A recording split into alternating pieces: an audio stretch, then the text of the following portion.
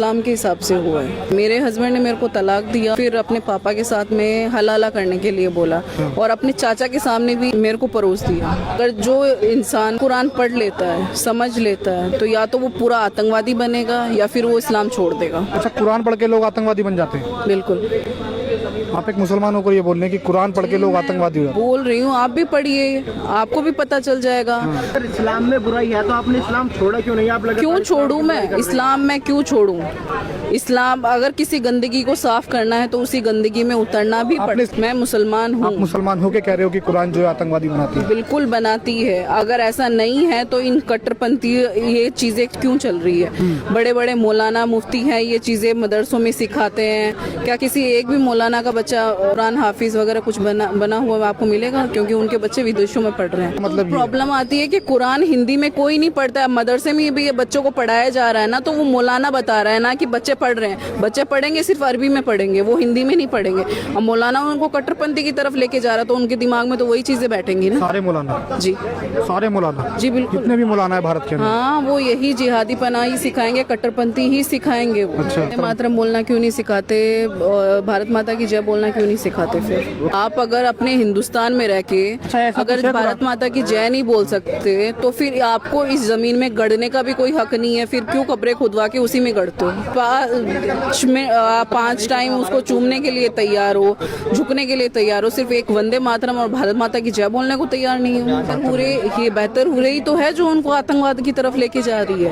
उनको यही बताया जाता है कि तुम अपनी ईमान की तरफ लेके चलो। ईमान का मतलब तुम आतंकवादी सोच बनो, तुम हिंदुओं को कन्वर्टेड करो, अपने इस्लाम की तरफ लेके आओ, फिर तुम्हें वहाँ पे बेहतर हुरे मिलेंगे। जिहाद एक आतंकवाद फैलाना। कौन फैलाता है? मुसलमान। सारे मुसलमान? मदरसे में जो पढ़ते हैं, जिनकी कट्टर सोच हो जाती है,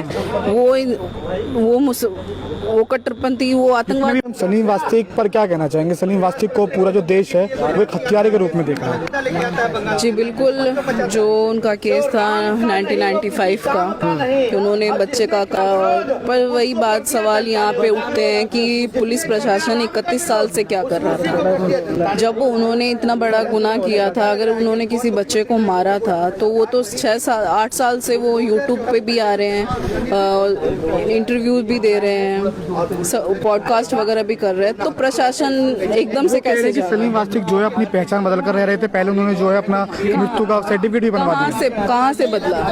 कहाँ से पहचान? पहले मुजफ्फरनगर रहे, उसके बाद मेरठ रहे, फिर गाजियाबाद में आकर वो कहाँ पे रहे? मैं तो ये पूछना चाहती हूँ, वो वहीं गाजियाबाद में रह रहे, वही सलीम नाम, चेहरा भी वही।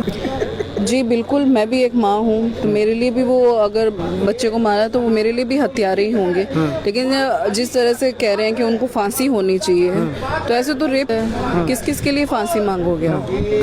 लेकिन उनके जो हत्यारे थे उनकी जो है एनकाउंटर किया गया, ऐसा ही उनका होना चाहिए। कई लोग कह रहे हैं, उनके कमेंट खोलकर देखिए, तमाम लोग कह रहे हैं कि अगर ये भी हत्यारा है तो इसका भी एनकाउंटर होना चाहिए। जी देखो, मैं एक चीज़ कहूँगी कि जिस तरह से लोग कह रहे हैं इनका एनकाउंटर होना चाहिए, फांसी होनी चाहिए, तो एक माँ का बेटा गया है। मैं भी एक माँ हूँ, अगर मेरे बच्चे के साथ ऐसा होता तो मैं भी फांसी मांगती। आप क्या मांगते हैं? फांसी होनी चाहिए? बिल्कुल। मैं ये कह रही हूँ, अगर मेरा भी बेटा होता, उन्होंने अगर ऐसा किया होता, तो जाहिर सी बात है एक माँ के किन सवाल ये उठता है कि वो दुनिया के सामने आ रहे थे, तब प्रशासन ने एक्शन क्यों नहीं लिया? अब ले लिया ना, अब क्या होना चाहिए? उनको देखो, उनके किए की सजा भी मिली है, ऐसा नहीं है कि मिली नहीं है। जो उनको मरते मरते ही बचे हैं वो, और उन्होंने खुद बताया कि मैं एक जिहादी सोच का था, मैंने एक मतलब आतंकवादी था, मेरी कट्टर वाली सोच थी। जिहाद क्या होता है? जिहाद एक आतंकवाद फैलाना। कौन फैलाता है? मुसलमान। सारे मुसलमान? मदरसे में जो पढ़ते हैं, जिनकी कट्टर सोच हो जाती है, वो कट्टरपंथी, वो आतंकवादी। बच्चे मदरसे में पढ़ रहे हैं, सारे आतंकवाद सीख रहे हैं? बिल्कुल सब नहीं, मैं सबका नहीं कह रही, सारे मुसलमान एक जैसे भी नहीं होते हैं। लेकिन जिस तरह से मदरसे में ये पढ़ाई की जाती है, वो एक तरह से आतंकवाद सोच की तरफ ही लेके जाती। आपके बच्चे हैं? जी। आप कहाँ पढ़ाते हो, मदरसे में या स्कूल में? मेरे रहते हुए तो मैंने कभी उनको मदरसे भेजा नहीं है। अभी प्रेजेंट टाइम का मेरे को इतना क्या सिखाता है मदरसे में, क्या चीज़ सिखाई जाती है? मदरसे में जैसे कि बताया जाता है कि जो काफिर होते हैं जैसे हिंदू, उनसे दोस्ती मत रखो। आप इस्लाम से हैं, क्या आपको मतलब है ऐसा कि जो काफिर है वो हिंदू है, ऐसा है? तो उनका घुमा फिरा के बात वो यही कहेंगे कि काफिर का मतलब हिंदू नहीं होता है, मतलब काफिर का मतलब ये होता है जो इस्लाम को नहीं मानता, जो मूर्ति पूजा नहीं करता। तो जाहिर सी बात है वो घूम फिर के वो आते हैं हिंदुओं पे। तो क्या होना चाहिए काफिर के साथ इस्लाम की नज़रों से? इस्लाम की नज़र से तो काफिर उनका तो गला काट। अच्छा जी। आपकी क्या कहानी है? आप तमाम लोग जानना चाहते हैं कि आपकी क्या कहानी है ऐसी जो आपने मतलब इस्लाम से इतनी नफरत करनी चालू कर दी? इस्लाम से नफ़रत नहीं है, लेकिन मुझे ये है कि जो मेरे साथ हुआ है ना, वो मेरे साथ इस्लाम के हिसाब से हुआ है। क्या हुआ आपके साथ ऐसा? मेरे हस्बैंड ने मेरे को तलाक दिया और फिर अपने पापा के साथ में हलाला करने के लिए बोला, और अपने चाचा के सामने भी मेरे को परोस दिया। अच्छा। तो बस उसी चीज़ के लिए मैंने आवाज़ उठाई, जिससे आज मेरे बच्चे भी मुझसे दूर हो गए, समाज भी दूर हो गया, और आज अपने सिर्फ इंसाफ के लिए, न्याय के लिए आज मैं दिल्ली में केस लड़ रही हूँ अपना।